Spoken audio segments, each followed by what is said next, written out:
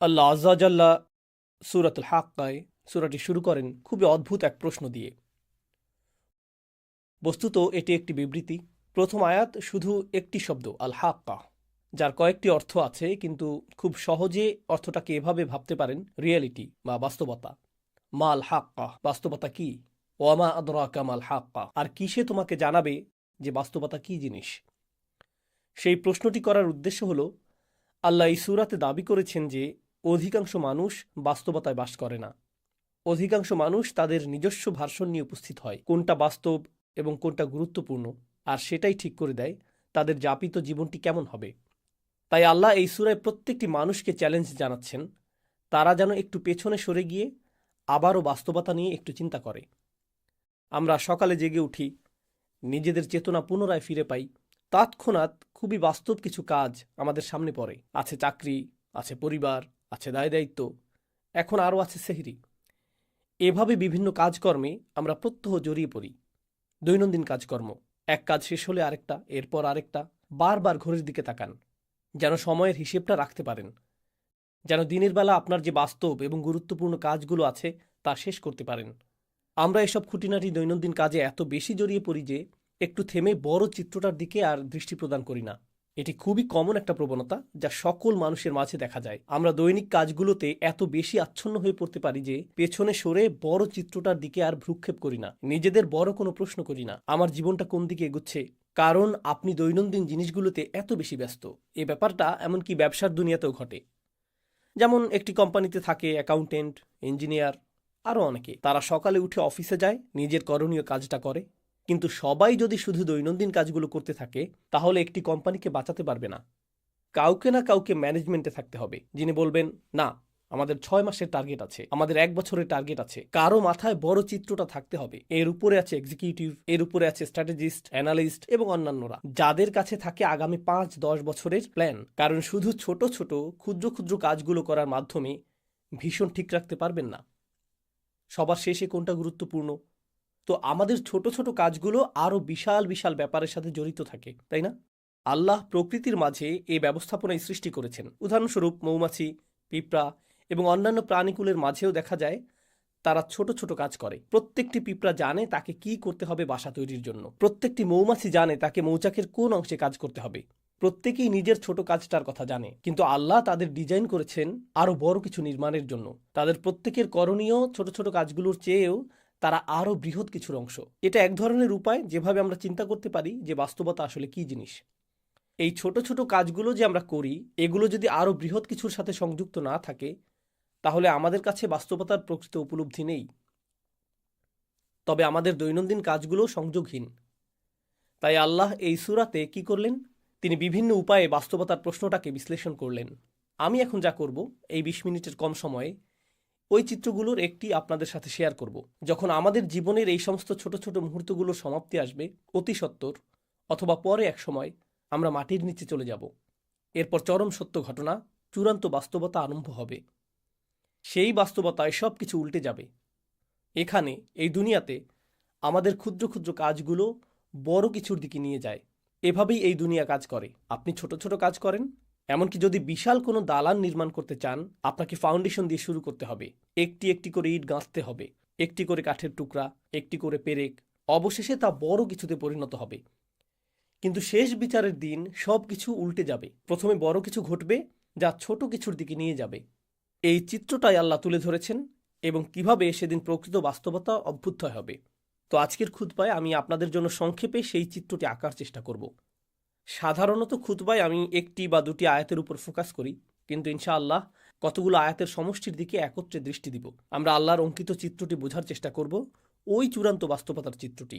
দোয়া করছি আল্লাহ তাআলা আমাদের সবাইকে সেদিন এই সফলতা দান করুন।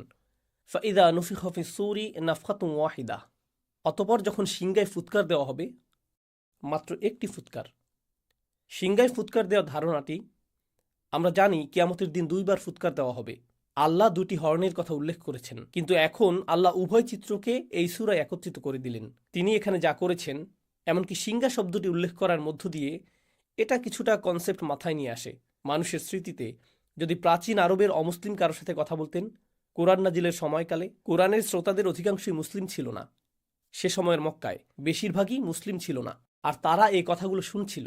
তারা যখন সিংহা শব্দটি শুনত, তারা আখিরাত নিয়ে চিন্তা করত না, তারা গায়েব নিয়ে আমাদের মুসলিমদের মতো ভাবত না। তাদের ভাবনাটা ছিল, তারা যখন যুদ্ধ করতে যেত, একজন বিউগল বা সিংহা মুখে তুলে ফুৎকার দিত, সাথে সাথে ঘুমন্ত সৈন্যরা জেগে উঠত আর যুদ্ধের জন্য লাইন ধরে প্রস্তুত হয়ে যেত, কারণ যুদ্ধ শুরু হতে যাচ্ছে।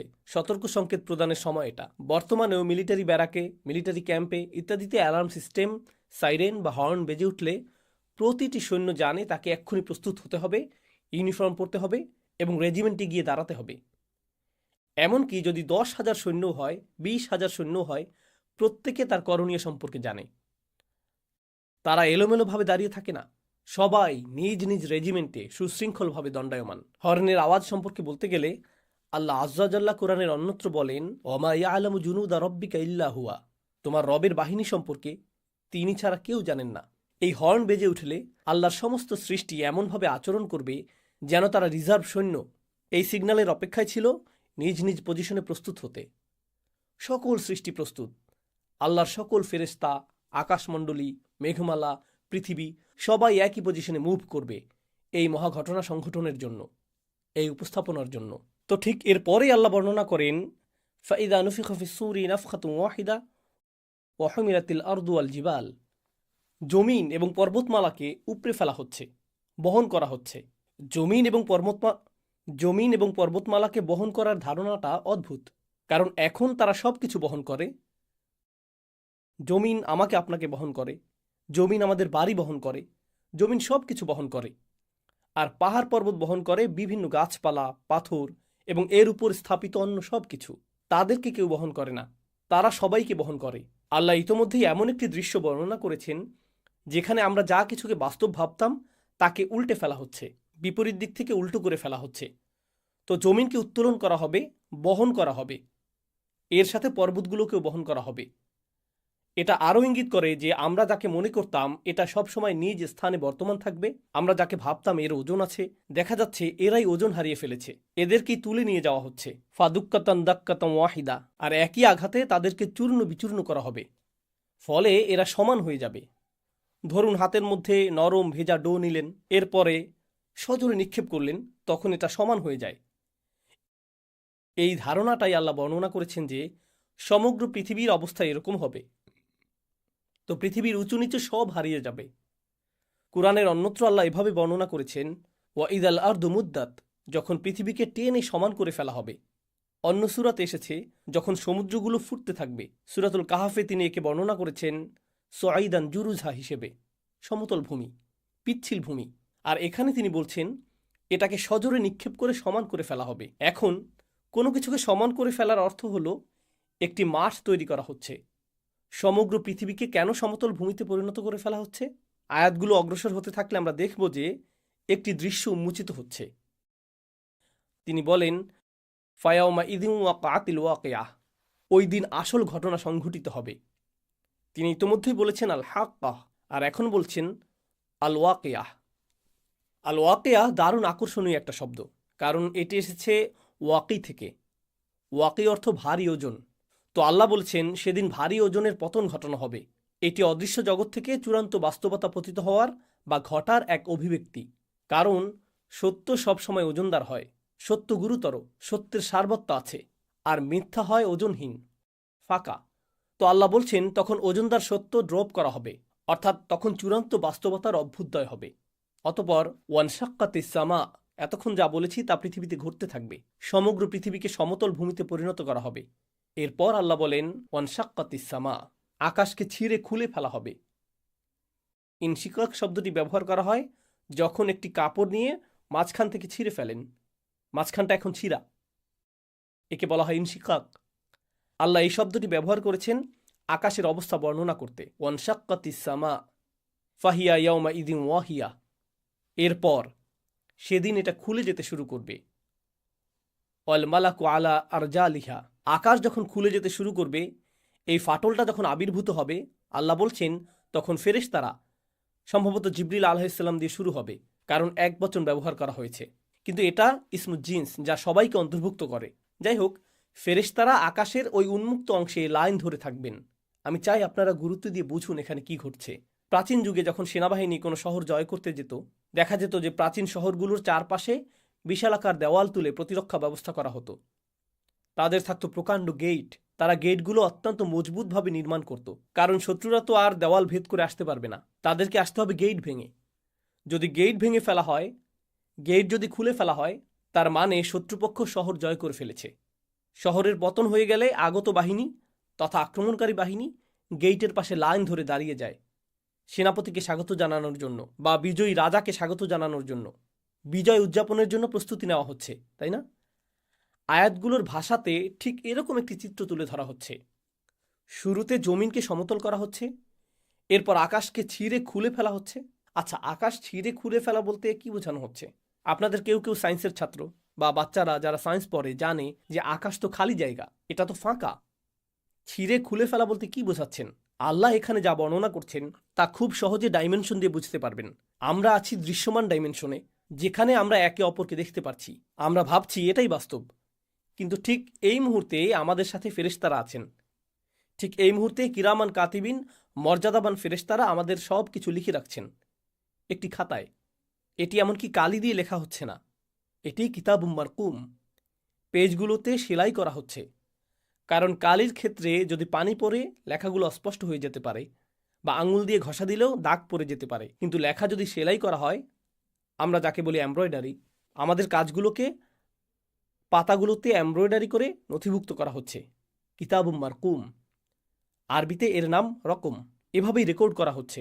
এটা ঠিক এখনই ঘটছে, কিন্তু আমরা তা দেখতে পাচ্ছি না, কারণ এটা ঘটছে একটি পর্দার ওপরে। এই পর্দার নাম হলো গাইব, গাইবের পর্দা। এজন্য গাইবের ধারণাটা কি ঘটবে বিচার দিবসে।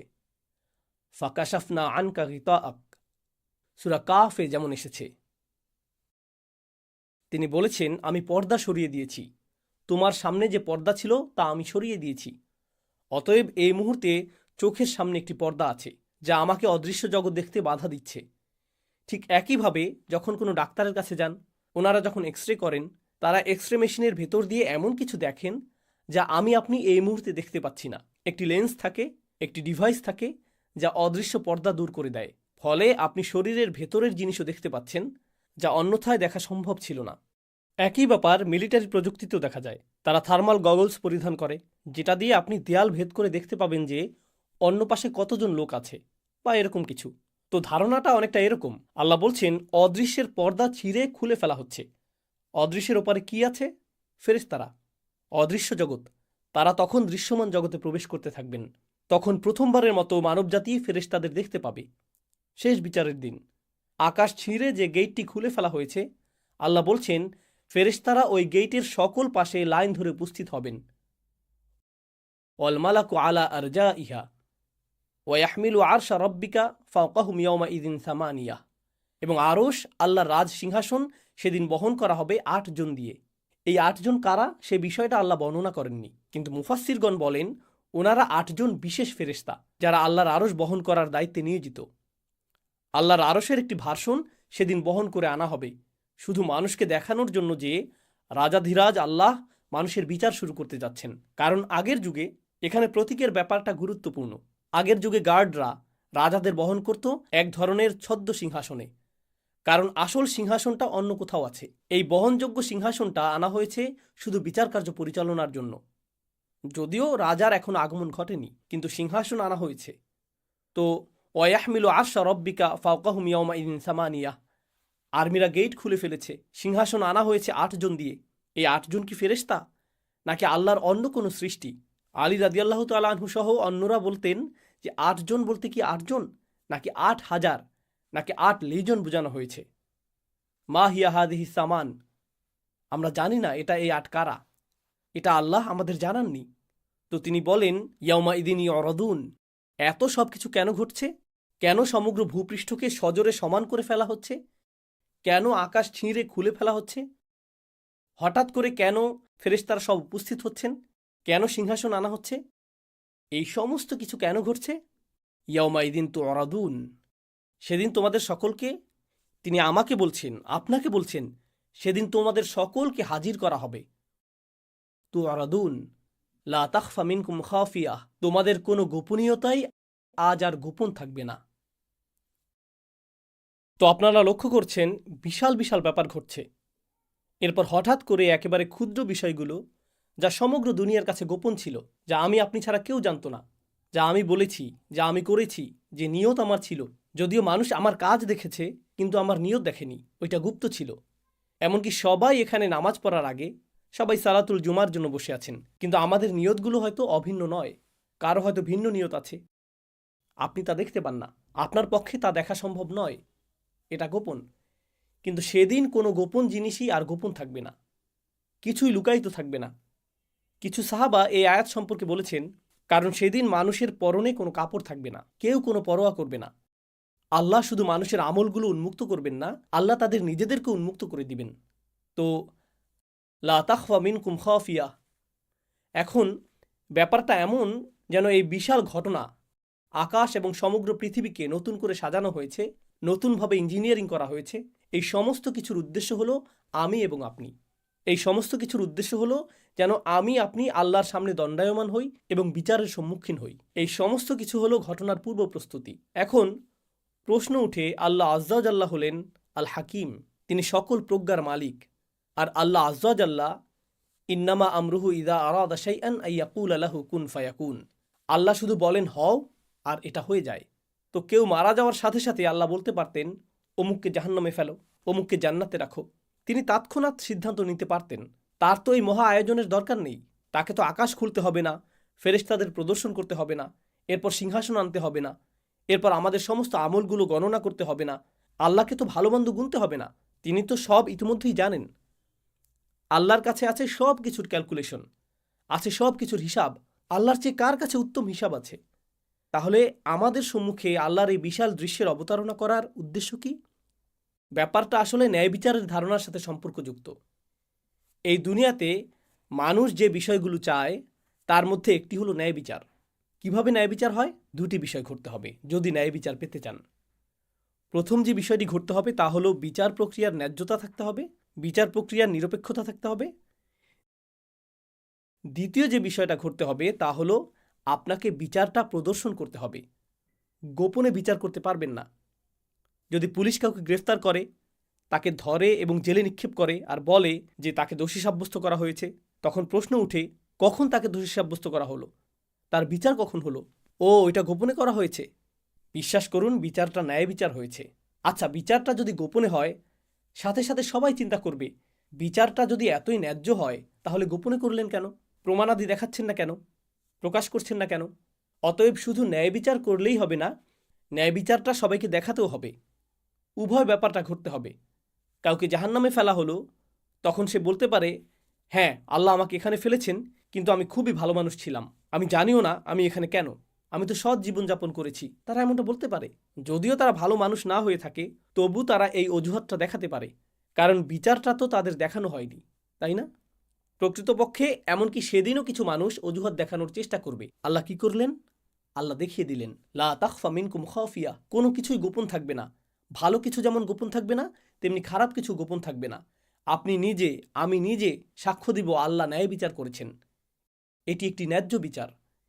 এখানে কোনো অন্যায় করা হয়নি, কারো প্রতিই না। ফামাই ইয়ামাল মিসকালা যাররাতিন খায়রান ইয়ারাহু ওমাই ইয়ামাল মিসকালা যাররাতিন শাররান ইয়ারাহু। অনুপরিমাণ ভালো কাজ এবং অনুপরিমাণ খারাপ কাজও আপনি নিজেই দেখতে পাবেন। এটাই মূল কারণ। এত বিশাল আয়োজন করা হবে এই জন্য যে যেন আল্লাহ প্রদর্শন করতে পারেন বিচারটা কত ন্যায়ানুগ হয়েছে। আমার আপনার চোখের সামনেই এটা ঘটবে। এটা সেই মহাবিচারের প্রস্তুতি। এখন কিছু সময়ের জন্য একটু কল্পনা করুন, আমরা বিভিন্ন ইভেন্টে যোগ দিই। কেউ ঈদ পার্টির আয়োজন করলো, এটা একটা ইভেন্ট। চলুন আরও বড় কোনো ইভেন্টের কথা চিন্তা করি। নতুন প্রেসিডেন্টের শপথ অনুষ্ঠান হবে বা নতুন প্রধানমন্ত্রী নির্বাচন করা হয়েছে, তখন অনুষ্ঠান করা হয়, উদ্বোধনী অনুষ্ঠানের আয়োজন করা হয়, জাতীয় উৎসবের একটি দিন। বিশাল এক ব্যাপার। যখন বিশাল কিছু হয় তার জন্য প্রস্তুতিটাও হয় অনেক বড়। আল্লাহ এত ব্যাপক প্রস্তুতি নিচ্ছেন, এত প্রকাণ্ড আয়োজন। কত যে আয়াতে এই ইভেন্টের প্রস্তুতির কথা এসেছে। সিঙ্গার আওয়াজ থেকে শুরু করে আকাশ ছিঁড়ে ফেলা, ফেরেশতাদের সারিবদ্ধ হয়ে দাঁড়িয়ে যাওয়া, সিংহাসনের আগমন, এই যে এত বিশাল আয়োজন, আমার কৃতকর্মগুলো হিসেবের জন্য, আপনার কৃতকর্মগুলো হিসেবের জন্য। আল্লাহর কাছে আমাদের কর্মগুলো এতটাই গুরুত্বপূর্ণ, অথচ আমরা মনে করি আমাদের কৃতকর্মগুলো ছোটখাটো বিষয়। মনে আছে আমি যে শুরুতে বলেছিলাম এই জগতে ক্ষুদ্র ক্ষুদ্র বিষয়গুলো বড় কিছুর দিকে নিয়ে যায়। আর বিচার দিবসে কি হবে? সেদিন বিশাল বিশাল ব্যাপারগুলো ঘটবে আমার আপনার একেবারে ক্ষুদ্র ক্ষুদ্র আমলগুলোর হিসাব নিকাশের জন্য।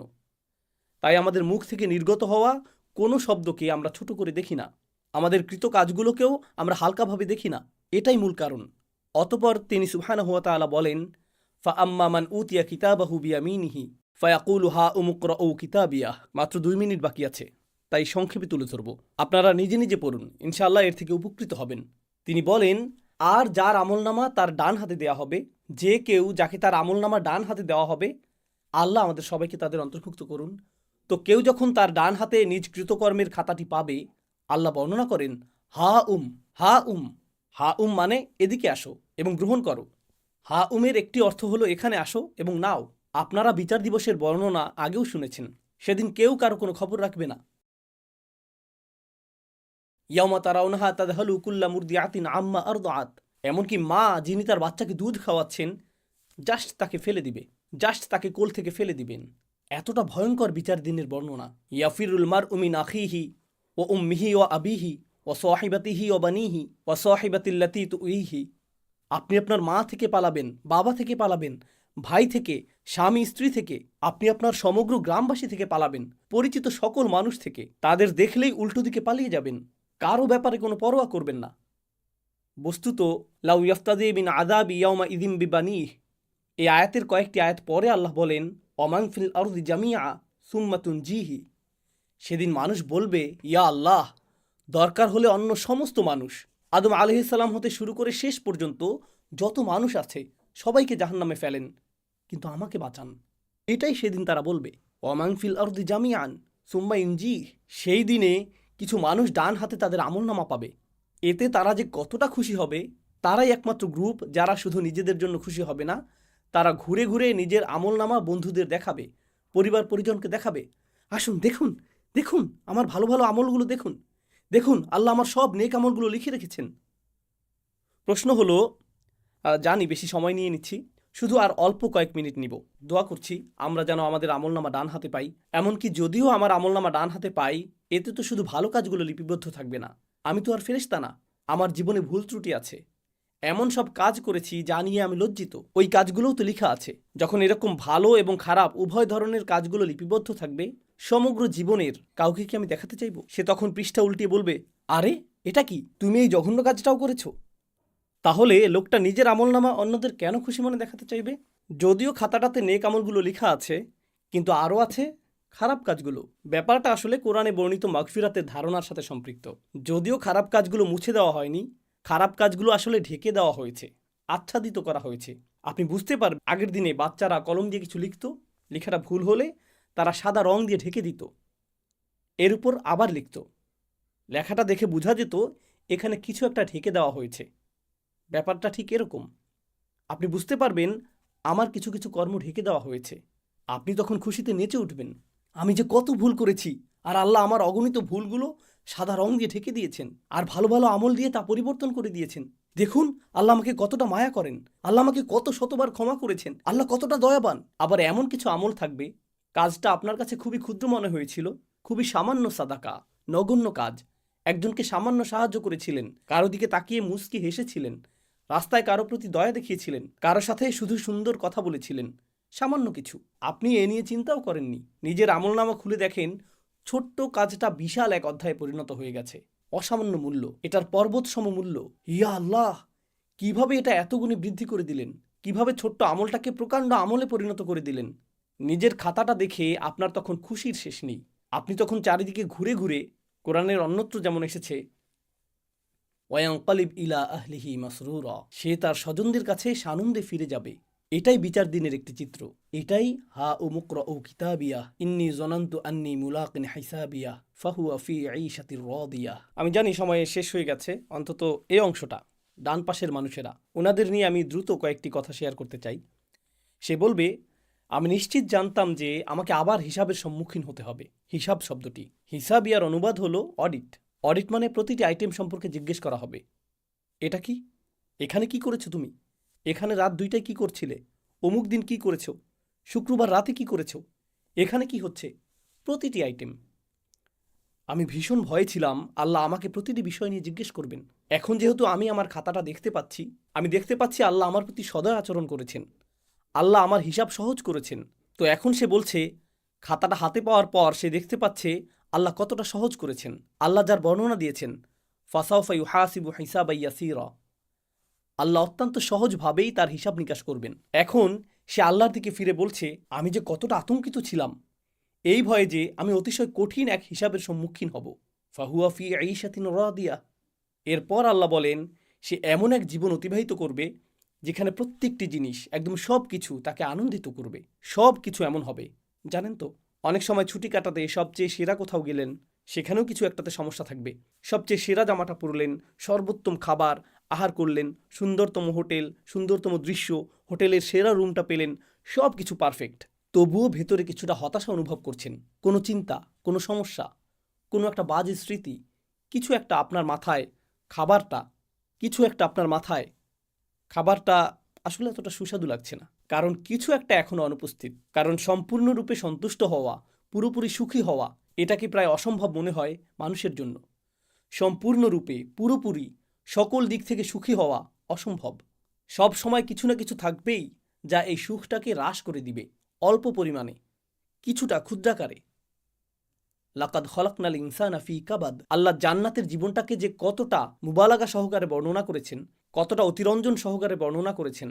তিনি বলেননি মানুষটা সুখী হবে, বরং তিনি বলেছেন জীবনটা নিজেই তৃপ্তিকর হবে। তিনি বলেননি ফাহুয়া রাদিন ফি ঈশাতিল জান্নাহ, সে জান্নাতের জীবনে পরিতৃপ্ত হবে, বরং তিনি বলেছেন ফাহুয়া ফি ঈশাতিন রাদিয়াহ, যা খুবই অদ্ভুত ইস্তিআরাহ, যা ইঙ্গিত করছে জান্নাতের প্রতিটি অংশ, জান্নাতের প্রতিটি অভিজ্ঞতা আপনাকে একেবারে সম্পূর্ণরূপে পরিতৃপ্ত করে দিবে, সম্পূর্ণরূপে সুখী করে দিবে, প্রতিবার শতভাগ তৃপ্তি এনে দিবে। ধরুন কাউকে একটু উপহার দিলেন, সে অতি কষ্টে একটু হাসি দিয়ে বলবে থ্যাংক ইউ। কি, পছন্দ হয়নি? জি হয়েছে, আমি আসলে অনেক চাপে আছি। আপনি তখন, কী লাভ হলো, তোমাকে উপহার দিলাম আর তুমি এখনও মুখ কালো করে আছো, তোমাকে খুশি করা অসম্ভব, এই জীবনে এটা সম্ভব না। আপনি সম্পূর্ণরূপে পরিতুষ্ট হতে পারবেন না। ফাহুয়া ফি ঈশাতিন রাদিয়া ফি জান্নাতিন আলিয়া কুতুফুহা দানিয়া। প্রতিজ্ঞা করছি এটাই শেষ কথা। মহান আল্লাহ বলেন, তারা সুউচ্চ উদ্যানে অবস্থান করবে, তারা একটি সুউচ্চ উদ্যানে অবস্থান করবে। কোরআনের অন্যত্রও আল্লাহ উদ্যানের কথা বলেছেন, কিন্তু এখানে তিনি শুধুমাত্র উদ্যানের কথা বলছেন না, তিনি এটাকে বলছেন সুউচ্চ উদ্যান।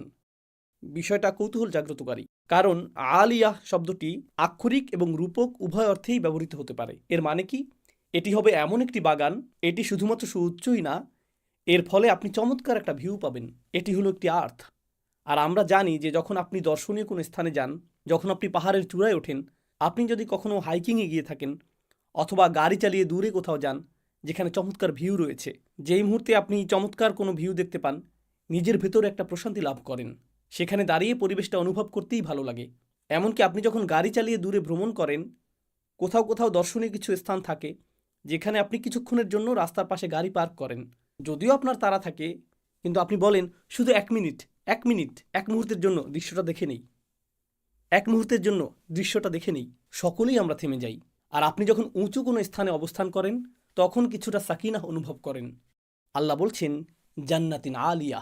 প্রত্যেকবার যখন আপনি বাইরে তাকান আপনার হৃদয়ে প্রশান্তি যুক্ত হতে থাকে, স্বস্তি যুক্ত হতে থাকে।